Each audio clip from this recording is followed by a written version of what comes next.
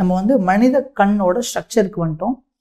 கண்ணோட அமைப்புன்றது வந்து பாத்தீங்க அப்படின்னா, கண் வந்து ஒரு கோள ஷேப்ல இருக்கும். அந்த கோளத்தோட டயாமீட்டர் 2.3 சென்டிமீட்டர் டயாமீட்டர் இருக்கும்.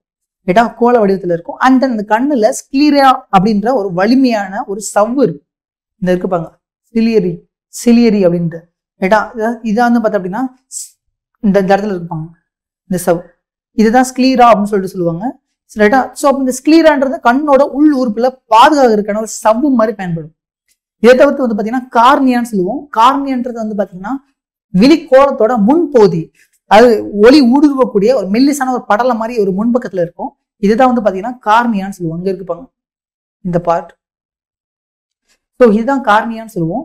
ஸோ இந்த கார்னியான்ற பார்ட் ஒரு மெல்லிசான ஒரு பார்ட், ஒளி ஊடுருவக்கூடிய பார்ட். இது அதுக்கு அடுத்து வந்து என்ன இருக்குன்னு பாத்தீங்கன்னா கார்னியா, அதுக்கப்புறமேட்டு வந்து பார்த்தோம் அப்படின்னா கார்னியா வழியா பாஸ் ஆகக்கூடிய லைட் ரேஸ் எல்லாமே ஒளி விளக்கில் அடைஞ்சு லென்ஸ் நோக்கி குவிக்கப்படும். ரைட்டா, அப்புறமேட்டு ஐரிஸ்ன்ற ஒரு பார்ட் இருக்கும். இந்த ஐரிஸ்ன்ற பார்ட் வந்து ஒவ்வொரு ஹியூமன்ஸ்க்கும் வேற வேற கலர்ல இருக்கும். இங்க இருக்குப்பாங்க, இந்த பார்ட் தான் வந்து பாத்தீங்கன்னா ஐரிஸ்ன்னு சொல்லுவோம். அந்த ஐரிஸ்ன்ற பார்ட் வந்து பாத்தீங்கன்னா ஒவ்வொரு ஹியூமன்ஸ்க்கும் ஒவ்வொரு கலர் இருக்கும். சில பேருக்கு வந்து செம்பழுப்புல இருக்கும், சில பேருக்கு வந்து கருப்பு கலர்ல இருக்கும், சில பேருக்கு வந்து பாத்தீங்கன்னா ப்ரௌன் கலர்ல இருக்கும். ஸோ நம்ம ஒவ்வொருத்தவங்களுக்கும் வெவ்வேறு கலர், சில பேருக்கு கிரீன் கலர்ல இருக்கும். இந்த மாதிரி வெவ்வேறு மனுஷங்களுக்கு வெவ்வேறு கலர்ல பெற்றிருக்கும். இந்த ஐரிஸோட பர்பஸ் என்னன்னு வந்து பாத்தீங்க அப்படின்னா, எப்படி வந்து இந்த கேமரால வந்து கண் பாவைன்னு ஒரு செட்டப் இருக்கும், அது வந்து ஒளிக்கதிரோட அளவை கட்டுப்படுத்துமோ அதே மாதிரிதான் நமக்கு வந்து இது வந்து ஐரிஸ் வந்து நமக்கு யூஸ் ஆகும். ஒளியோட அளவு குவான்டிட்டியை கட்டுப்படுத்தக்கூடிய வேலையை தான் ஐரிஸ் பண்ணும். ஒளி எந்த அளவுக்கு ஒளியை அனுமதிக்கணும் கண்ணுக்குள்ள, எந்த அளவுக்கு ஒளியை அனுமதிக்க கூடாது அப்படின்ற வேலையை ஐரிஸ் கண்ட்ரோல் பண்ணுது. நமக்கு அதனாலதான் வந்து பாத்தீங்கன்னா இருட்டுக்குள்ள இருந்து வெளிச்சத்துக்கு வரோம் அப்படின்னா டக்குன்னு கொஞ்ச நேரத்துக்கு கண்ணு தெரியாது. ரைட்டா, இந்த மாதிரி இந்த படைப்பா படத்துல கூட வரப்போ டக்குன்னு பார்க்க முடியாது, கூலிங் கிளாஸ் போடுவோம். ரைட், ஸோ அது காரணம் என்னன்னு வந்து பாத்தீங்கன்னா இருட்டுக்குள்ளேயே இருக்கிறப்போ நமக்கு வந்து இருட்டுக்குள்ள இருக்க பொருட்களை பாக்குறதுக்காக ஐரிஸ் என்ன ஆயிரும்னா விரிஞ்சிரும், அதிகமான ஒளிகளை உள்ள அனுப்பும். இருட்டுக்குள்ள இருக்க பொருளை நம்மளால பார்க்க முடியும் கொஞ்சம் ஓரளவுக்கு. பட் டக்குன்னு வெளிச்சத்துக்கு வரப்போ அப்ப இந்த ஐரிஸ் விரிஞ்சிருக்கிறப்போ அளவு பெருசா இருக்கனால அதிகமான அளவா ஒளி உள்ள ஊடுருவும். ரைட்டா, ஸோ இது வந்து கண்ணு பர்மனண்டா பாதிக்கலாம். அதனால என்ன ஆகும்னா ஐரிஸ் சுருங்கிடும். நம்ம டக்குன்னு வெளிச்சத்துக்கு வரப்ப ஐரிஸ் சுருங்கும். ரைட்டா, ஸோ ஐரிஸ் அப்ப என்ன ஒர்க் பண்ணுது அப்படின்னா உள்ள நுழையக்கூடிய ஒளியோட அளவை தீர்மானிக்கக்கூடிய வேலையை தான் ஐரிஸ் பண்ணுது.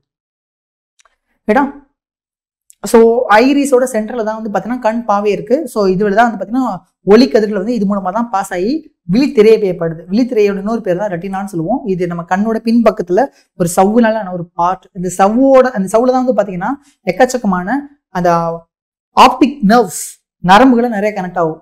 ஸோ இந்த ரெட்டினான்ற பார்ட்ல இருந்து தான் மூளைக்கு சிக்னல் போகும். ரைட்டா, இதை தவிர்த்து வந்து பார்த்தீங்கன்னா ரொம்ப முக்கியமான வந்து பார்ட் வந்து பார்த்தீங்கன்னா லென்ஸ் தான். ஸோ இயற்கையிலேயே வந்து பார்த்தீங்கன்னா குவி லென்ஸ் தான் நம்ம ஹியூமனோட ஐல இருக்கு. ஸோ இந்த விழி லென்ஸ் ஆனது வந்து பார்த்தீங்கன்னா சீலியரிக் தசைகளால் தாங்கப்பட்டிருக்கு. நம்ம முன்னாடி பார்த்தோம்ல இந்த சீலியரிக் தசை, இந்த லென்ஸை பார்த்தீங்க அப்படின்னா இந்த விழி லென்ஸ் சீலியரிக் தசைகளால் தாங்கப்பட்டிருக்கு. இந்த சீலியரிக் தசைகள் எதுக்காண்டி யூஸ் ஆகுதுன்னு வந்து பார்த்தீங்கன்னா ஃபோக்கஸ் அட்ஜஸ்ட்மெண்ட் பண்றதுக்காக. நம்ம வந்து பார்த்தோம் அப்படின்னா நம்ம ஃபோக்கஸ் குவிய தூரத்தை மாத்துறதுக்காக நம்ம லென்ஸ் அப்படி கையை முன்னாடி பின்னாடி கொண்டு வந்து நம்ம அட்ஜஸ்ட்மெண்ட் பண்ணுவோம். கண் அப்படி பண்ண முடியாது. ரைட், ஸோ கண்ணு அந்த அட்ஜஸ்ட்மெண்ட் பண்றதுக்காண்டு தான் சீலியரிக் தசைகள் வந்து இருக்கு. அந்த லென்ஸ் அட்ஜஸ்ட்மெண்ட் பண்றது மூலமா குவிய தூரத்தை மாற்ற முடியும். அதனால ஸோ கண்ணில் இருக்கக்கூடிய குறைபாடுகள் என்னன்னு வந்து பாத்தீங்கன்னா கிட்ட பார்வைன்னு சொல்லுவோம். அதோட இங்கிலீஷ் பேர் வந்து மயோப்பியான்னு சொல்லுவோம். ஸோ மயோப்பியா கிட்ட பார்வை என்ன, கிட்டத்துல இருக்குதுதான் தெரியாது அப்படின்னு நினைச்சிடாதீங்க. ஆக்சுவலா இது கிட்ட பார்வைனா கிட்டத்துல இருக்குதான் தெரியும். ரைட்டா, ஸோ அப்ப கிட்ட பார்வைனா கிட்டத்துல இருக்கிறது தெரியும், பட் தூரத்துல இருக்கிறது தெரியாது. ரைட்டா, ஸோ இது எதனால ஏற்படுது பார்த்தீங்கன்னா விழிக்கோணம் வந்து எலாங்கேட் ஆயிருந்தனால, நீன்றதுனால இந்த பிரச்சனை வரும். தூர பார்வை இன்னொரு பேர் ஹைப்பர் மெட்ரோபியான்னு சொல்லுவாங்க. இது எதனால ஏற்படுதுன்னு வந்து பாத்தீங்கன்னா இந்த விழிக்கோணம் வந்து சுருங்குறதுனால ஏற்படுது. ரைட்டா, அப்ப தூர பார்வை உள்ளவங்கனால தூரத்துல கூடிய பொருளை தான் தெளிவா காண முடியும், பக்கத்துல இருக்க பொருளை காண முடியாது. இது வந்து பார்த்தோம் அப்படின்னா குவிய தொலைவு வந்து அதிகரிக்கிறதுனாலையும் விழி லென்ஸுக்கும் விழித்திரைக்கும் இடைப்பட்ட தொலைவு குறையறதுனாலையும் இந்த குறைபாடு ஏற்படுது. ரைட்டா, அண்ட் தென் வந்து பிரெஸ்பைபோபியா அப்படின்னு சொல்லுவாங்க. இது விழி ஏற்பமைவு திறன் குறைபாடுன்னு சொல்லுவோம். எதனால வந்து பாத்தீங்கன்னா நம்ம முன்னாடி சொன்னோம்ல சீலியரிக் தசைகள் தான் வந்து பாத்தீங்கன்னா குவிய தூரத்தை மாத்துது அப்படின்ட்டு. பட் வயசாக என்ன வந்து பாத்தீங்கன்னா இந்த சீலியரிக் தசைகள் வந்து அதோட நெகிழ்வு தன்மை இழந்துரும். ஸோ அதனால என்ன பாத்தீங்கன்னா விழி லென்ஸ் அதோட ஃபோக்கஸ் குவிய தூரத்தை மாற்ற முடியாது. இதனால நம்மளால ஒரே மாதிரி குவிய தூரத்தை மாற்ற முடியாம ஒரே மாதிரி தான் பார்க்க முடியும். ஸோ இந்த குறைபாடு தான் விழி ஏற்பமைவு திறன் குறைபாடு அப்படின்னு சொல்லுவோம். அண்ட் ஃபைனலா பார்வை சிதறல் குறைபாடுன்னு சொல்லுவோம். ஸோ பார்வை சிதறல் குறைபாடுன்னு வந்து பார்த்தோம் அப்படின்னா இணையான கிடைமட்ட கோடுகளை நம்மளால இதனால தெளிவாக பார்க்க முடியாது. இந்த குறைபாடு மரபு ரீதியா ஜெனட்டிக் பிரச்சனைனாலேயோ அது வந்து கண்ணில் ஏற்படக்கூடிய சில இன்ஜுரி பாதிப்பினாலேயோ இந்த குறைபாடு வந்து ஏற்படலாம்.